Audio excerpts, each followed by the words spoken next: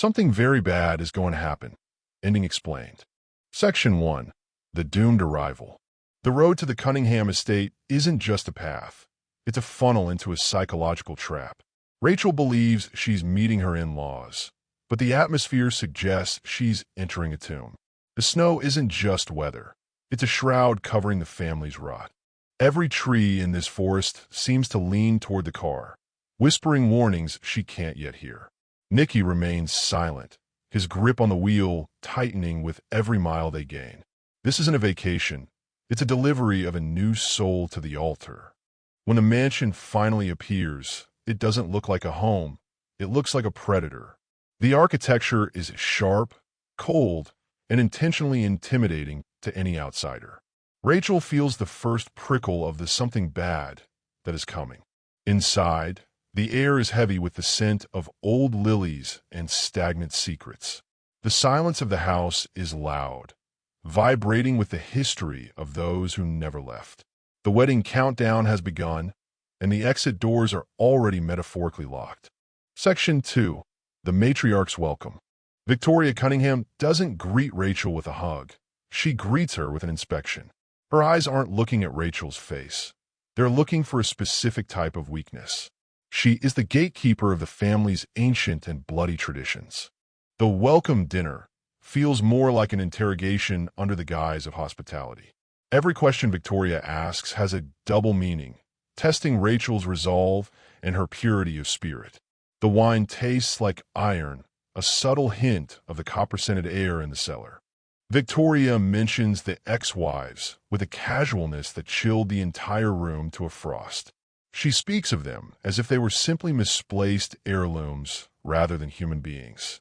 Rachel notices the empty chair at the table is set perfectly for someone missing. The family portrait in the foyer is the centerpiece of this psychological warfare. One face is scrubbed out completely, a jagged scar on the canvas where a woman used to be. Rachel realizes the sorry man might not be the only thing hunting in this house. Section 3. The Sorry Man Legend. It's Portia who finally breaks the silence about the figure haunting the family's nightmares.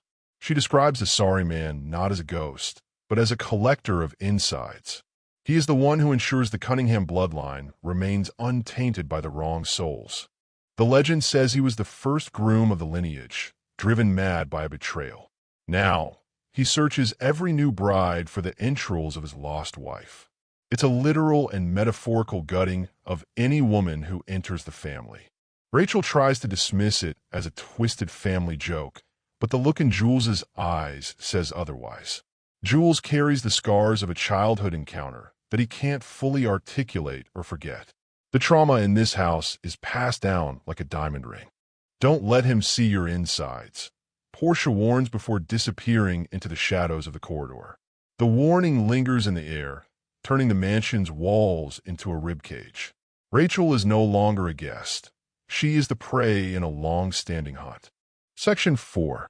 The Bloody Warnings. The first physical sign of the bad thing appears on the floor of Rachel's bedroom. A note, written in a substance too thick to be ink, simply reads, "Don't marry him." It's a desperate plea from the walls themselves to run while she still can. She finds a wedding veil in the closet that isn't white. It's stained with a deep, oxidized brown. The fabric is torn in a way that suggests a struggle, not age or wear. Someone wore this veil last, and they didn't make it to the I do. Every mirror Rachel passes shows a flickering reflection of a tall, distorted figure behind her. When she turns, there's only the cold, empty air and the smell of wet earth. The sorry man is moving closer, narrowing the distance between the legend and the reality. She hears scratching inside the walls, a rhythmic sound like a heart beating against stone. It follows her from the kitchen to the library, a constant reminder of the life beneath the floorboards. The mansion is breathing, and it's hungry for the ceremony to begin. Section 5. The Cellar of Names. Driven by paranoia, Rachel finds the entrance to the hidden cellar beneath the atrium.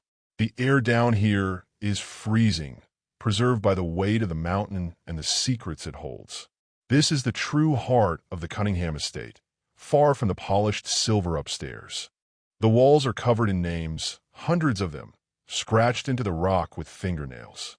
Each name corresponds to a woman who married into the family over the last 2 centuries. Rachel finds the dates, and she realizes the timeline of disappearances is perfect. In the center of the room sits a stone altar, stained with the residue of countless sacrifices.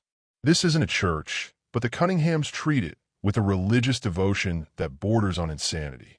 The sorry man is the deity they serve to keep their wealth. At the very end of the wall, she sees it, Rachel, freshly carved and glowing with a faint, malevolent light. The date next to it is tomorrow, the day of the wedding. Her fate wasn't decided when she arrived. It was decided when she met Nikki. Section 6. The Altar of Slaughter. The wedding day arrives not with sunshine, but with a suffocating, unnatural fog. Rachel is dressed in the heirloom gown, which feels like a lead weight pulling her toward the ground. The family stands at the altar, their faces devoid of any joy or celebration. Nikki takes her hand, and for the first time, she sees the sorry man reflected in his pupils. He isn't a separate entity. He is a part of the men in this family, an inherited darkness.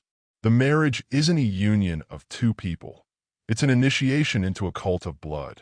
Victoria begins the vows, which aren't about love, but about containment and preservation. She speaks of the bride's duty to feed the legacy so the family may prosper for another century. The guests aren't witnesses. They're the congregation of a dark ritual. The sorry man manifests fully behind the altar, a towering mass of shadow and rusted metal. He isn't looking for a wife. He's looking for this spirit of resistance to crush out of Rachel. The ceremony is the trap snapping shut on the final victim of the season. Section 7. The Final Transformation. Rachel doesn't scream when the blade is raised. She laughs, a sound that breaks the ritual's tension. Something in her mind snaps, or perhaps something old and buried finally wakes up in the presence of death. She realizes the only way to survive the Cunninghams is to become worse than them. She grabs the heirloom dagger and plunges it into the sorry man, but he doesn't bleed. Instead, the shadow flows into her, entering through her eyes and her mouth in a dark communion. The sorry man doesn't die. He simply changes host from the house to the bride. The mansion begins to tremble as the power shift completes, the stone walls groaning in submission. Victoria and Boris fall to their knees, not in fear, but in worship of the new mother of the house. Rachel is no longer the victim. She is the master of the curse. The bad thing that was going to happen wasn't Rachel's death. It was the birth of a new monster. She stands at the head of the table, the veil now completely black, her eyes glowing with the same red light from the cellar. The cycle hasn't ended. It has evolved. Section 8. The Sorry Reality. The final shot shows Rachel sitting in the previously empty chair from the family portrait. She is perfectly composed, a chilling smile on her face as she stares directly into the camera. She is waiting for the next outsider to knock on the door of the Cunningham estate. This sorry man wasn't a punishment. He was a test of who was strong enough to lead the family. Rachel passed the test by embracing the darkness rather than fighting it until the end. The Duffer Brothers have created a new icon of horror for the U.S. audience. This ending leaves the door wide open for a second season, or perhaps a prequel explaining Victoria's own transformation. Cinema Horizon has cracked the code on this Netflix hit. Make sure to subscribe as we track every secret in this new horror universe. As the credits roll, we hear the distorted version of "You Are My Destiny" playing over the screams of the forest. The snow continues to fall, burying the evidence of what happened in the week leading up to the wedding. The mansion remains silent, waiting for its next meal. Subscribe to Cinema Horizon.